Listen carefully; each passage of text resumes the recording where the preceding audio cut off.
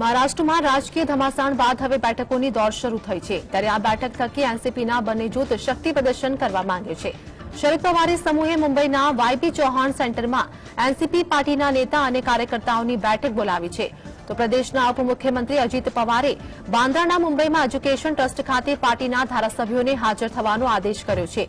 અજીત પવાર તરફથી દાવો કરવામાં આવ્યો છે કે તેમને પાર્ટીના 42 ધારાસભ્યોએ સમર્થન આપ્યું છે, જ્યારે શરદ પવાર સમૂહના નેતા जितेन्द्र अवहाड़े बैठक में हाजर रहवा माटे 53 धारासभ्यों सामे व्हीप जारी कर्યું છે। जे नेता आ बैठक में हाजर नहीं रहे તેમની સામે કડક કાયદાકીય પગલાં લેવામાં આવશે।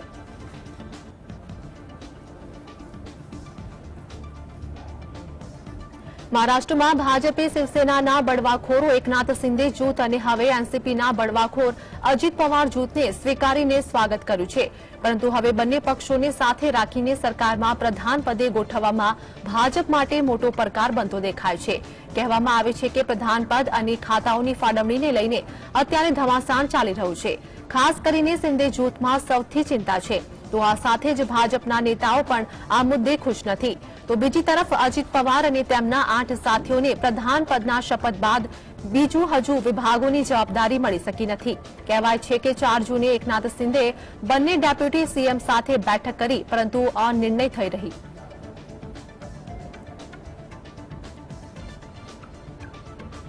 કોંગ્રેસના મહાસચિવ કેસી વેણુગોપાલે મહારાષ્ટ્રની પરિસ્થિતિ બાબતે જણાવ્યું હતું કે આ અમારા ગઠબંધનને મજબૂત કરવાની સારી તક છે।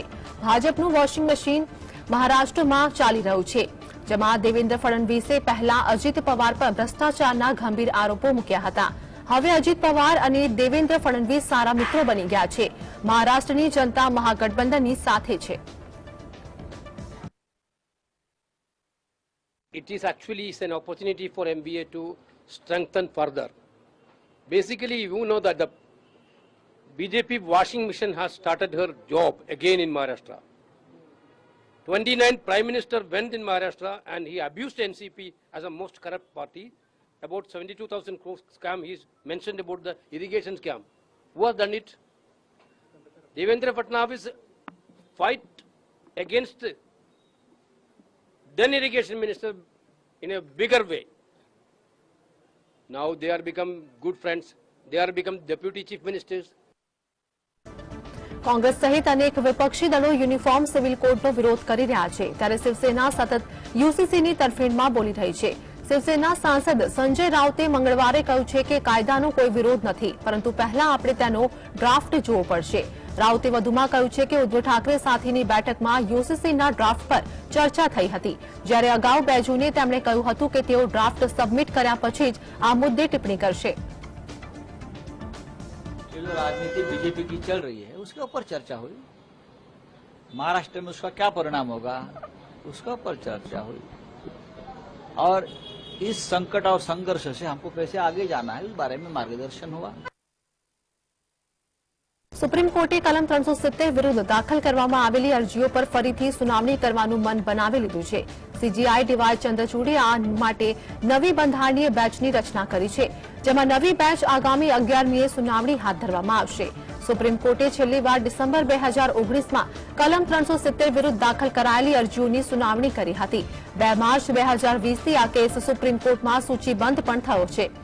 तो केन्द्रे ऑगस्ट 2019 में कलम 370 अंगे नोटिफिकेशन बहार पाड्યું હતું, જ્યારે આ મામલો સુપ્રીમ કોર્ટમાં ગયો ત્યારે ડિસેમ્બર 2019 માં સુનાવણી હાથ ધરવામાં આવી હતી। ત્યાર પછી આ મામલે 5 જજોની બેન્ચ પાસે ગયો। તે સમયે પ્રશ્ન ઉભો થયો કે શું આ મુદ્દો બંધારણીય બેન્ચને મોકલવો જોઈએ, કારણ કે પ્રેમનાથ કૌલ વી સંપત પ્રકાશ કેસમાં 2 અલગ-અલગ મંતવ્યો જોવા મળ્યા હતા।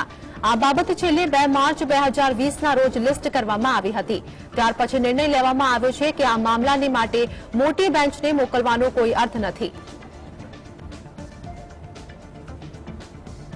जम्मू काश्मीरना पूर्व मुख्यमंत्री અને નેશનલ કોન્ફરન્સના ઉપપ્રમુખ ઓમર અબ્દુલ્લાએ કલમ 370 બાબતે જણાવ્યું હતું કે જેટલું ગુમાવ્યું છે તેટલું અમારે પાછું જોઈએ છે। અમે ઘણા સમયથી આ દિવસની રાહ જોઈએ છે। મને આશા છે કે સુનાવણી ઝડપથી પૂરી થશે અને ચુકાદો પણ આવશે। कि जो 5 अगस्त 2019 को हमसे छीना गया उसको मौजूदा हुकूमत से वापस हासिल करने की हमें कोई उम्मीद नहीं रखनी चाहिए।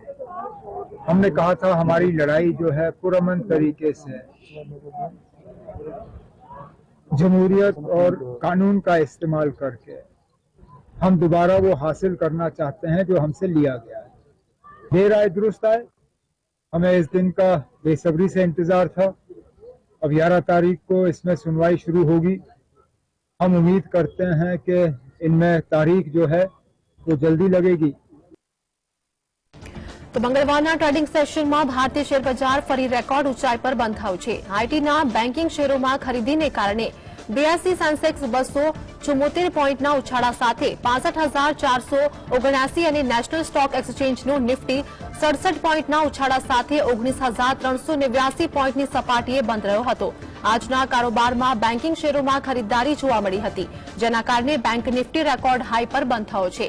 તો બેંક નિફ્ટી 145 પોઈન્ટ અથવા 0.32% વધારા સાથે 45,301 પોઈન્ટ પર બંધ થયો હતો। નિફ્ટી આઈટીમાં 305 પોઈન્ટ અથવા 1.4% ઉછાળો જોવા મળ્યો। તો આ સિવાય pharma, FMCG, media, consumer durables, healthcare સેક્ટરના શેરો ઉછાળા સાથે બંધ થયા હતા, જ્યારે auto, oil and gas, energy, maintenance સેક્ટરના શેરમાં ઘટાડો જોવા મળ્યો છે। આજના કારોબારમાં મિડ કેપ સેક્ટરના શેરોમાં ઘટાડો જોવા મળ્યો, જ્યારે સ્મોલ કેપ શેરોમાં ખરીદી જોવા મળી હતી। તો કર્ણાટકના પૂર્વ સીએમ અને જેડીએસ નેતા એચડી કુમારસ્વામીએ દાવો કર્યો હતો કે કર્ણાટકમાં પણ મહારાષ્ટ્રમાં જેવી સ્થિતિ સર્જાઈ રહી છે। તેમણે મંગળવારે કહ્યું છે કે 2019માં કોણે વિચાર્યું કે મારી સરકાર પડી જશે। મહારાષ્ટ્રમાં પણ આવું જ બન્યું છે। તેમણે કહ્યું, મહારાષ્ટ્રમાં ગઈકાલની ચોંકાવનારી ઘટનાક્રમ પછી મને ડર છે કે કર્ણાટકમાં અજીત પવાર તરીકે કોણ ઉભરશે। તેમણે કહ્યું કે કર્ણાટકમાં વધુ સમય નથી લાગે, 1 વર્ષમાં કોંગ્રેસની સરકાર પડી જશે। અજીત પવાર કોણ હશે તે હું નહીં જણાવું, પરંતુ તે ટૂંક સમયમાં થશે। કોંગ્રેસ પર પ્રહાર કરતા તેમણે કહ્યું કે કોંગ્રેસ પાર્ટીના વલણને કારણે આ દેશમાં મહાગઠબંધન શક્ય નથી। 2018ના જોડાણથી આપણે આખરે શું હાંસલ કર્યું છે। આ સાથે જ ભાજપે વિધાનસભામાં હંગામો મચાવ્યો હતો। ગૃહમાં નારા લગાવવાની સાથે કહ્યું કે કોંગ્રેસે ડીકે શિવકુમારને છેતર્યા છે। No, after yesterday's shocking development in Maharashtra about Ajit Pawar decision, now in Karnataka also, I'm fearing next Ajit Pawar who will be going to be emerge in Karnataka. For that, actually, we are waiting. દંગા બાબતે ખોટા પુરાવા ઉભા કરવાના કેસમાં તીસ્તા સેતલવાડ વિરુદ્ધ સર્વોચ્ચ અદાલતમાં બુધવારે સુનાવણી કરવામાં આવશે। આ કેસમાં ગુજરાત હાઈકોર્ટે તીસ્તા સેતલવાડને નિયમિત જામીન રદ કરી હતી અને તત્કાળ આત્મસમર્પણ કરવાનો આદેશ આપ્યો હતો। આ ચુકાદા વિરુદ્ધ સર્વોચ્ચ અદાલતે 1 અઠવાડિયાની રાહત આપી હતી અને સેતલવાડની ધરપકડ સામે સંરક્ષણ આપ્યું હતું। ભારતે શાંઘાઈ કોર્પોરેશન સમિટની વર્ચ્યુઅલ યજમાની કરી હતી। આ ઓનલાઈન બેઠકમાં પાકિસ્તાનના વડાપ્રધાન શાહબાજ શરીફ અને રશિયાના રાષ્ટ્રપતિ વ્લાદિમીર પુતિને હાજરી આપી હતી। આ બેઠકમાં વડાપ્રધાન મોદીએ જણાવ્યું કે એસસીઓનો મુખ્ય હેતુ મધ્ય એશિયન રાષ્ટ્રોના હિતો પર વધુ ધ્યાન કેન્દ્રિત કરવાનો છે। આતંકવાદ વૈશ્વિક અને ક્ષેત્રીય શાંતિ માટે સૌથી મોટો ખતરો છે। પડકારોનો સામનો કરવા માટે નિર્ણાયક કાર્યવાહી આવશ્યક છે। આપણે સાથે મળીને આતંકવાદ વિરુદ્ધ લડત આપવી પડશે। કેટલાક રાષ્ટ્રો સરહદ પર આતંકવાદની પ્રવૃત્તિઓને આશરો આપે છે। આતંકવાદ સામે બેવડું વલણ ન રાખવું જોઈએ। कुछ देश क्रॉस बॉर्डर टेररिज्म को अपनी नीतियों के इंस्ट्रूमेंट के रूप में इस्तेमाल करते हैं, आतंकवादियों को पनाह देते हैं। एससीओ को ऐसे देशों की आलोचना में कोई संकोच नहीं करना चाहिए। ऐसे गंभीर विषय पर दोहरे मापदंड के लिए कोई स्थान नहीं होना चाहिए। આંધ્રપ્રદેશના પુટાપર્થીમાં સાંઈ હીરા ગ્લોબલ કન્વેન્શનના સેન્ટરમાં વિડીયો કોન્ફરન્સિંગ મારફતે જાહેર સંબોધન દરમિયાન પીએમ મોદીએ જણાવ્યું હતું કે ભારત પોતાના કર્તવ્યોને પ્રાથમિકતા આપી આગળ વધ્યું છે। આપણે અમૃત કાર્ડને કર્તવ્ય કાર્ડનું નામ આપ્યું છે।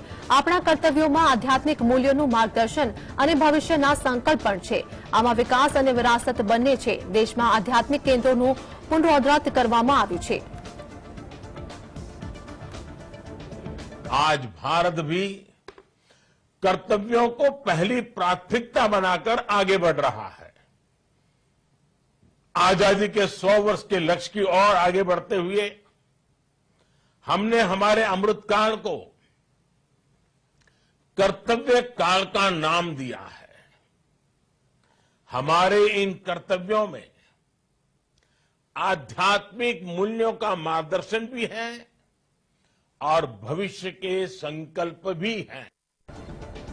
વડાપ્રધાન નરેન્દ્ર મોદી 8 જુલાઈના રોજ રાજસ્થાનના બિકાનેરની મુલાકાતે જશે। મુલાકાત દરમિયાન તેઓ 25,000 કરોડથી વધુના વિવિધ પ્રોજેક્ટનું ઉદ્ઘાટન કરશે। આ સાથે જ તેઓ બિકાનેર વિભાગના 2 લાખ ભાજપ કાર્યકર્તાઓને સંબોધિત કરશે। મહારાષ્ટ્રમાં રાજકીય ઘટનાક્રમ અંગે રાજેન્દ્ર રાઠોડે કહ્યું કે મહારાષ્ટ્રમાં જે કંઈ થયું તે શ્રેષ્ઠ હતું। જો આટલા મતોવાળી પાર્ટીઓ તૂટી જાય અને તેના લોકો ભાજપની છત્રછાયામાં જોડાય તો અમે તેને આવકારીએ છીએ। આ સાથે જ વડાપ્રધાન મોદી બિકાનેરમાં 20,000 કરોડના ગ્રીન એક્સપ્રેસનું ઉદ્ઘાટન કરશે। 9 મહિનામાં વડાપ્રધાન મોદી રાજસ્થાનમાં 7મી વખત મુલાકાતે જશે। તો ભારતીય જનતા પાર્ટીએ મંગળવારે 5 રાજ્યોના પ્રદેશ અધ્યક્ષોની બદલી કરી છે। તેલંગાણામાં ભાજપ પ્રદેશ અધ્યક્ષ તરીકે કિશન રેડ્ડીની નિમણૂક કરવામાં આવી છે। તો આંધ્રપ્રદેશમાં પુરંદેશ્વર વરી, જ્યારે ઝારખંડમાં પૂર્વ સીએમ બાબુલાલ મરાંડીની નિમણૂક કરવામાં આવી છે। તો આ તરફ પંજાબમાં ભાજપ પ્રદેશ અધ્યક્ષ તરીકે સુનિલ જાખડની નિમણૂક કરવામાં આવી છે। 2024માં લોકસભાની ચૂંટણી આવી રહી છે, ત્યારે ભારતીય જનતા પાર્ટીએ અત્યારથી જ કમર કસી લીધી છે અને નવા પ્રદેશ અધ્યક્ષોને જવાબદારી સોંપી છે। ઉત્તરાખંડમાં કોમન સિવિલ કોડનો મુદ્દો તૈયાર કરવા માટેની સમિતિનું કામ પૂર્ણ થઈ ગયું છે। તો ભાજપે 12 ફેબ્રુઆરી 2022ના રોજ વિધાનસભા ચૂંટણી પ્રચારના છેલ્લા દિવસે કહ્યું હતું કે જો ફરીથી સત્તામાં આવે તો સામાન્ય નાગરિક સંહિતા લાગુ કરવાનું વચન આપ્યું હતું। વિધાનસભા ચૂંટણીમાં ઉત્તરાખંડની જનતાએ બીજેપીને સતત બીજી વખત સરકાર બનાવવાની તક આપી। મુખ્યમંત્રી પુષ્કરસિંહ ધામીએ યુસીસી પર કહ્યું કે તેઓ જનતાને આપેલા વચનને પૂર્ણ કરવા જઈ રહ્યા છે। કોમન સિવિલ કોડ તૈયાર થયા બાદ મુખ્યમંત્રી પુષ્કર ધામીએ પ્રથમ વખત વડાપ્રધાન મોદી સાથે મંગળવારે મુલાકાત લીધી। આ મુલાકાતમાં યુનિફોર્મ સિવિલ કોડ સહિત અનેક મુદ્દાઓ પર ચર્ચા કરવામાં આવી હતી। બુલાવાયોમાં સ્કોટલેન્ડ અને ઝિમ્બાબ્વે વચ્ચે ICC cricket World Cup qualifier 2023ની ભારે રોમાંચક સુપર 6 મેચ રમાઈ। સ્કોટલેન્ડે આ રોમાંચક મેચ 31 રને જીતી લીધી હતી। આ સાથે જ સ્કોટલેન્ડે ઝિમ્બાબ્વેને બહાર ફેંકી દીધું અને તેની સાથે સ્કોટલેન્ડ ચોથી વખત વર્લ્ડ કપ રમી શકે છે। અગાઉ વેસ્ટ ઇન્ડિઝનું ઝિમ્બાબ્વે સાથે જ વર્લ્ડ કપ રમવાનું સપનું ચકનાચૂર થઈ ગયું છે। આ મેચમાં પહેલા રમતા સ્કોટલેન્ડે 50 ઓવરમાં 234 રન બનાવ્યા હતા। ટુર્નામેન્ટમાં ઝિમ્બાબ્વેનું ફોર્મ શાનદાર હતું, પરંતુ નિર્ણાયક સમયે તેના બેટ્સમેનો સંપૂર્ણપણે ફ્લોપ રહ્યા હતા। તે સાધારણ લક્ષ્ય પણ હાંસલ કરી શક્યા ન હતા। ઝિમ્બાબ્વેની ટીમ પૂરી 50 ઓવર પણ રમી શકી ન હતી અને 41.1 ઓવરમાં 203 રનમાં ઓલ આઉટ થઈ ગઈ હતી। ટીમ ઇન્ડિયાના પૂર્વ પેસર અજીત અગરકર ટીમ ઇન્ડિયાના ચીફ સિલેક્ટર બન્યા છે। એક સ્ટિંગ ઓપરેશનની વિવાદ ઉભો થયા બાદ ચેતન ચૌહાણે બીસીસીઆઈના ચીફ સિલેક્ટર પદેથી રાજીનામું આપ્યા બાદ ચીફ સિલેક્ટરનું પદ ખાલી હતું। અગરકર આઈપીએલમાં દિલ્હી કેપિટલ્સની ફ્રેન્ચાઇઝમાં કોચિંગ સ્ટાફનો સભ્ય રહી ચૂક્યો છે। તો દિલ્હી કેપિટલ્સમાંથી રાજીનામું આપ્યા બાદ મેન્સ સિનિયર ટીમના ચીફ સિલેક્ટર તરીકે અગરકરનું નામ મોખરે હતું। અગર ટીમ ઇન્ડિયા તરફથી 26 ટેસ્ટ અને 191 વનડે રમી ચૂક્યો છે। અગરકર ટેસ્ટમાં 98 અને વનડે કરિયરમાં 288 વિકેટ ઝડપી ચૂક્યો છે। સિલેક્શન કમિટીમાં પશ્ચિમ ઝોનમાંથી 2 અને ઉત્તર ઝોનમાંથી 1 પણ સભ્ય નહીં હોય। અજીત અગરકર સાથે સિલેક્શન કમિટીમાં શિવ સુંદર દાસ, સુબ્રતો બેનર્જી, સલીલ અંકોલા અને શ્રીધર શરત સામેલ છે। કેન્દ્રીય મંત્રી અનુરાગ ઠાકુરે જણાવ્યું હતું કે દેશના વિકાસ માટે ઘણા રાજકીય પક્ષો એનડીએમાં સામેલ થવા માંગે છે અને એનસીપીએ તેની શરૂઆત કરી છે। એનસીપીના કેટલાક નેતાઓએ મહારાષ્ટ્રમાં શિંદે ફડણવીસ સરકારમાં સામેલ થઈને તેની શરૂઆત કરી દીધી છે। તો વર્ષ 2024ની લોકસભા ચૂંટણી પહેલા રાજકીય પક્ષોના ભાજપમાં જોડાવાથી દેશને કેન્દ્રમાં સ્થિર સરકાર મળશે, જે વિકાસના કાર્યો માટે ખૂબ જ જરૂરી છે। देश के विकास के लिए बहुत सारे राजनीतिक दल एनडीए का हिस्सा बनना चाहते हैं और एनसीपी ने उसकी शुरुआत की है। मुझे पूर्ण विश्वास है एनसीपी का एनडीए में आना और महाराष्ट्र की सरकार का हिस्सा बनना, जहां एक और महाराष्ट्र में विकास को नई गति देगा, वहीं पर 2024 की दृष्टि से भी इन दलों का साथ में जुड़ना और कई और दलों का भारत के विकास के लिए एक मजबूत, निरंतर और स्थिर सरकार भारत के हित में देखते हैं तो लोगों का जुड़ना स्वाभाविक है।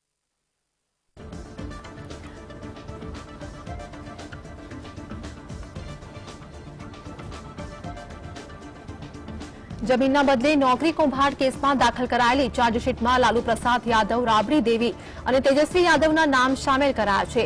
ત્યારે આ વિશે વાત કરતા જેડીયુના રાષ્ટ્રીય અધ્યક્ષ લાલનસિંહે જણાવ્યું છે કે દબાણ અને બદલો લેવા માટે તેજસ્વી યાદવ સામે આ કાર્યવાહી કરવામાં આવી રહી છે। સીબીઆઈ અગાઉ 2 વાર જણાવી ચૂકી છે કે તેમની પાસે આ કેસમાં કોઈ પુરાવા નથી।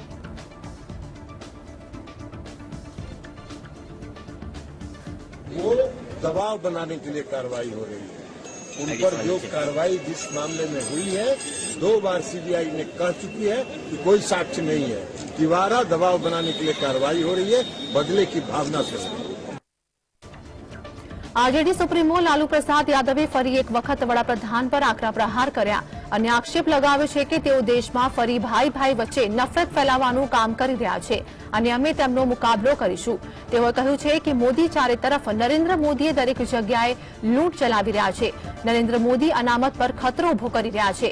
દેશના બંધારણ પર ખતરો છે। ભ્રષ્ટાચારની વાતો કરનારા નરેન્દ્ર મોદી કરતા વધુ ભ્રષ્ટાચાર કોણ કરે છે? તેઓ પણ સવાલ કરતા કહ્યું કે અદાણીને ફાયદો થયો છે। તેઓ બીજાને ભ્રષ્ટ કહે છે અને તેઓ પોતે જ સૌથી મોટા ભ્રષ્ટાચારી છે।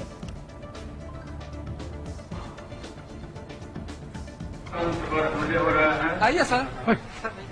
नरेंद्र मोदी देश के प्रधानमंत्री हैं,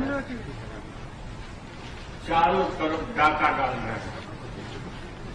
हाल ही में आपने देखा कि महाराष्ट्र में हम लोग के जो देश के सबसे बड़े नेता है वो बिहार में आए थे। हम लोगों ने बुलाया था कि सभी लोगों को इकट्ठा होना चाहिए और नरेंद्र मोदी को एकदम बिल्कुल नाबूद करके सरकार को बाहर करना। आरजेडी चीफ लालू प्रसाद यादव सोमवारे एक पुस्तकનું વિમોચન કરવા પહોંચ્યા હતા, જ્યાં તેમણે શરદ પવાર વિશે કહ્યું કે શરદ પવારને કોઈ અસર થવાની નથી। શરદ પવાર એક તાકાતવર હસ્તી છે। પટનાના જ્ઞાન ભવનમાં બિહારના મુખ્યમંત્રી નીતિશ કુમારના જીવન ચરિત્ર પર લખાયેલું પુસ્તકનું વિમોચન કરવામાં આવ્યું હતું। વિમોચન કાર્યક્રમને સંબોધતા લાલુ પ્રસાદ યાદવે કહ્યું કે અમે સાંભળ્યું છે કે દરેક વ્યક્તિ ચર્ચા કરી રહી છે કે બિહારના સાંસદોને તોડો, સાંસદોને બહાર કાઢો। બિહાર ક્યાં તૂટશે? અમે બિહારને તૂટવા નહીં દઈએ।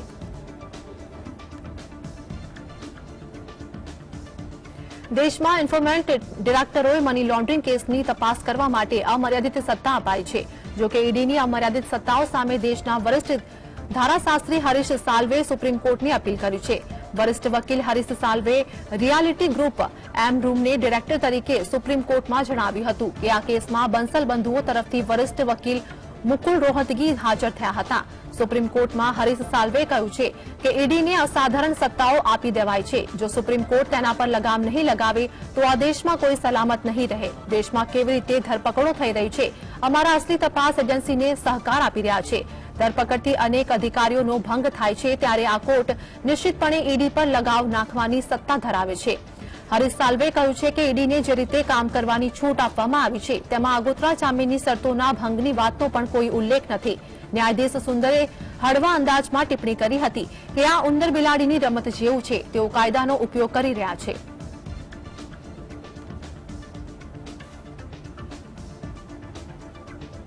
समाजवादी पार्टीना प्रमुख અને ઉત્તર પ્રદેશના પૂર્વ મુખ્યમંત્રી અખિલેશ યાદવે સોમવારે તેલંગાણાના મુખ્યમંત્રી કે ચંદ્રશેખર રાવ સાથે મુલાકાત કરી। બંને નેતાઓ વચ્ચે રાષ્ટ્રીય રાજકારણ અને અનેક મુદ્દાઓ પર ચર્ચા થઈ હતી। બંને નેતાઓની આ મુલાકાત ઘણી મહત્વપૂર્ણ માનવામાં આવે છે। બંને નેતાઓ વચ્ચેની ચર્ચાની વિગતો અંગે ભારત રાષ્ટ્ર સમિતિ બીઆરએસ તરફથી કોઈ સત્તાવાર નિવેદન નથી। બીઆરએસ વડા સાથેની તેમની બેઠક પહેલા પત્રકારો સાથે વાત કરતા સપાના નેતાએ કહ્યું છે કે તમામ વિપક્ષી દળોને ઉદ્દેશ્ય કેન્દ્રમાં ભાજપને સત્તા પરથી હટાવવાનો છે। જો કે તેમની બેઠક બાદ પત્રકારો સાથે વાત નહોતી કરી। પશ્ચિમ બંગાળ રાજ્યના ચૂંટણી પંચે સોમવારે કલકત્તા હાઈકોર્ટની માહિતી આપી હતી કે કેન્દ્રીય ગૃહ મંત્રાલયે પંચાયત ચૂંટણી માટે અગાઉ મંજૂર કરેલી 337 કંપનીઓ ઉપરાંત વધુ 485 કંપનીઓને સુરક્ષા બળ મોકલવાની મંજૂરી આપી છે। કેન્દ્રીય દળોની કુલ કંપનીઓની સંખ્યા 822 થઈ જશે। ચૂંટણી પંચના વકીલે કહ્યું છે કે પંચાયત ચૂંટણી માટે 4,884 બૂથને સંવેદનશીલ તરીકે જાહેર કરવામાં આવ્યું છે, જે કુલ 61,636 બૂથના 7.8% છે. ચૂંટણી પંચે મુખ્ય ન્યાયાધીશ TS શિવગમનની અધ્યક્ષતાવાળી બેન્ચને આ અંગે માહિતી આપી હતી. હાઈકોર્ટે 21 જૂને SECને પંચાયત ચૂંટણીમાં તૈનાત માટે 82,000 કેન્દ્રીય દળોના જવાનોને મોકલવાનો નિર્દેશ આપ્યો હતો. આ મામલે ફરી સુનાવણી થશે. વર્ષ 2019ની લોકસભા ચૂંટણી પ્રચાર દરમિયાન અટક વિશે કરેલી ટિપ્પણી મુદ્દે દાખલ કરાયેલા બદનક્ષી કેસમાં ઝારખંડ હાઈકોર્ટે આગામી આદેશ રાહુલ ગાંધી વિરુદ્ધ કોઈપણ પ્રકારની કાર્યવાહી ન કરવાનો આદેશ આપ્યો હતો. રાંચીમાં વકીલાત કરતા પ્રદીપ મોદીએ આ ટિપ્પણીની નોંધ લઈ રાહુલ ગાંધી સામે 20 કરોડ રૂપિયાનો બદનક્ષીનો કેસ દાખલ કર્યો હતો. તો આ કેસમાં રાહુલ ગાંધીના વકીલે કોર્ટમાં હાજર રહેવાથી મુક્તિ આપવામાં આવે તેવી અરજી કરી હતી. જોકે કોર્ટે તેની અરજી ફગાવી દીધી છે. તો મોદી અટક વિશે ટિપ્પણી કરવાના કેસમાં સુરતની કોર્ટે રાહુલ ગાંધીને 2 વર્ષની સજા ફટકારી હતી. આ ઘટનાક્રમ પછી રાહુલ ગાંધીએ લોકસભામાંથી સાંસદ તરીકેની સદસ્યતા પણ ગુમાવી હતી.